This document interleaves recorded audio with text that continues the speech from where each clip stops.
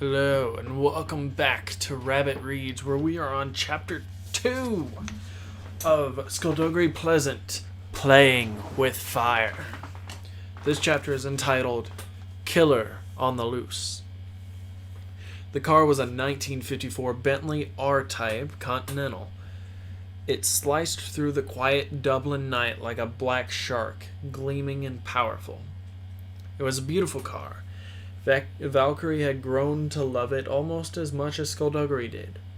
They turned onto O'Connell Street, past the spire and the Pierce Monument.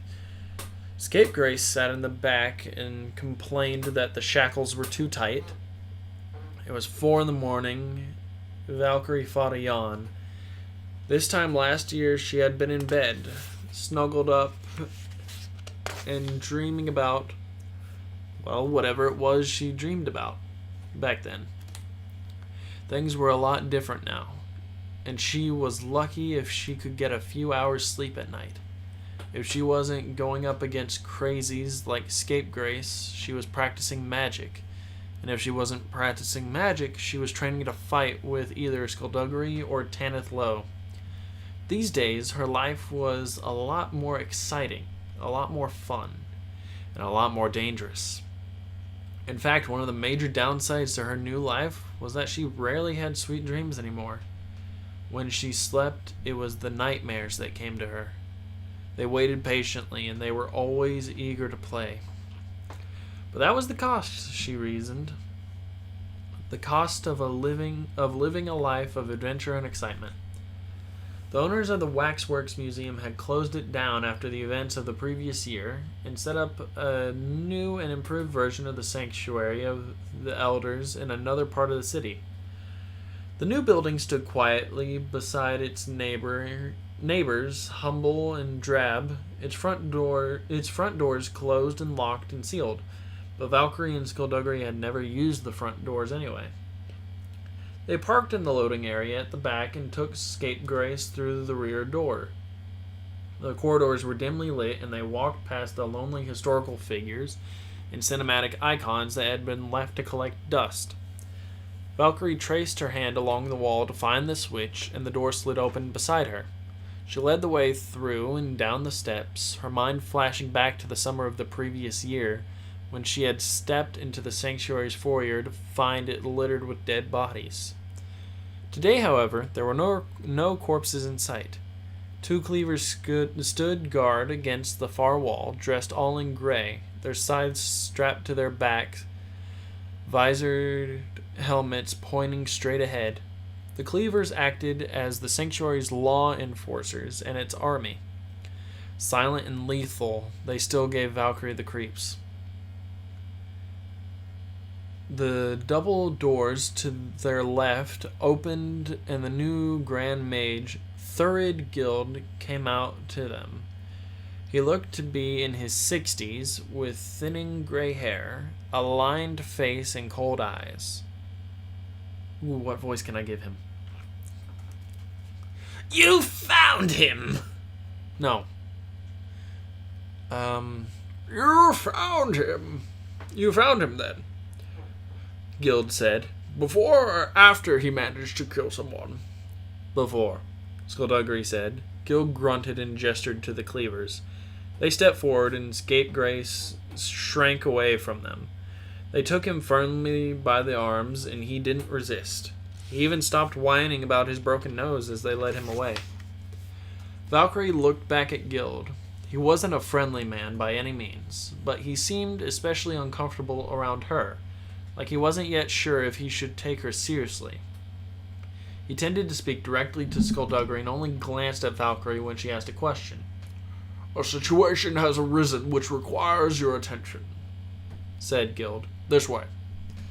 Skulduggery fell into step beside the Grand Mage, but Valkyrie stayed 2 paces behind. Guild had taken over as head of the Council of Elders, but he still had to select the two sorcerers who would rule with him. It was a long and arduous process, apparently, but Valkyrie suspected she knew who would be Guild's first choice. He was a man who respected power, after all. and there were few more powerful in this world than Mr. Bliss. They walked into a room with a long table, and Mr. Bliss rose, bald, tall, and broad-shouldered, his eyes a piercing blue. "I have received some disturbing news," Bliss said, getting straight to the point as usual. "It seems that Baron Vengius has been freed from the confinement facility in Russia." Skulduggery was silent for a moment. When he spoke slowly. "How did he get out?" "Violently, from the reports we've been getting."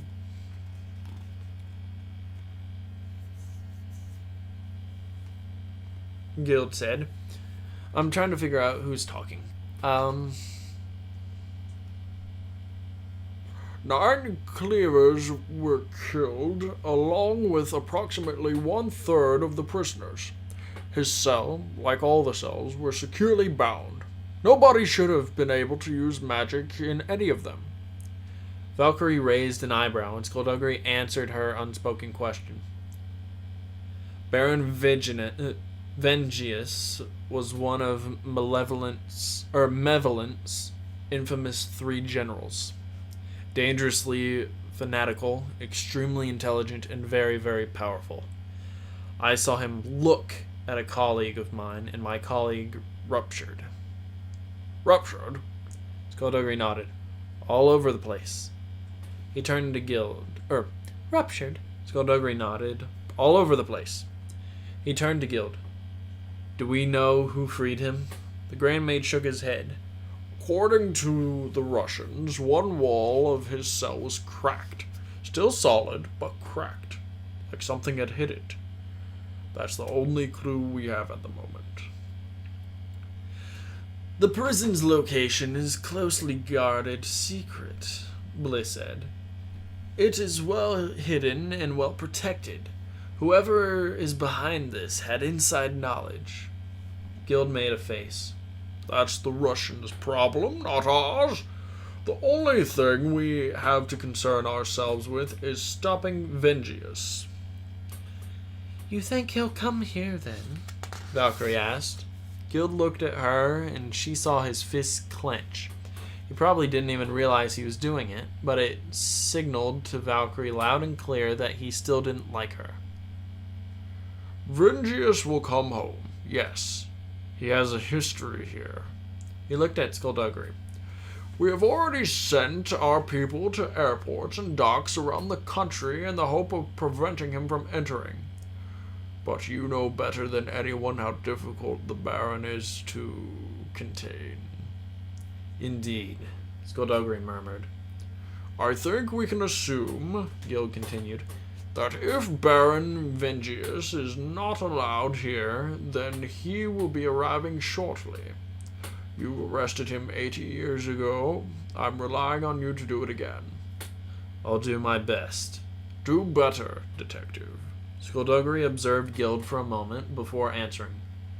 Of course, Grand Mage. Guild dismissed them with a curt nod, and as they were walking back through the corridors, Valkyrie spoke. Guild doesn't like me. That's true. He doesn't like you either. That is mystifying. So what about Vengius? Is he bad news? The worst. I don't think he's ever forgiven the time I threw a bundle of dynamite at him. It didn't kill him, obviously, but it definitely ruined his day. Is he all scarred now? Magic gets rid of most physical scars, but I like to think that I scarred him emotionally. How about on the evil villainy scale? 10 being Serpine, 1 being Scapegrace. The Baron, unfortunately, turns it all the way up to 11. Seriously? Because you know that's 1 more evil. It is indeed. So we're in trouble then? Oh yes, said Skulduggery darkly. And that is the end of Chapter 2 in Skulduggery Pleasant Playing with Fire. So we have a new Grand Mage. And we kind of have a timeline setting up. So the events of the first Skulduggery Pleasant book is set 1 year after, or 1 year before this book. And apparently Valkyrie, hasn't had a good night's sleep since. But we have also learned that apparently there is someone worse than Nefarian Serpine. And his name is Vengius. I think that's what his name is. I could be pronouncing it wrong. I have no idea.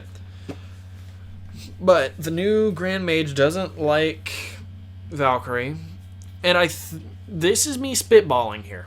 Because in the last book, we found out that Valkyrie is a descendant of an ancient. Which, from what we learned, is the thing that, or the race of people who put away the faceless ones, which I would assume would be way more powerful than any Grand Mage. So I have a feeling that's why he doesn't like her. But again, this is just spitballing and could be horribly wrong. So I'm going to leave this one here. So thank you guys so much for listening to this one. If you liked it, you know what to do.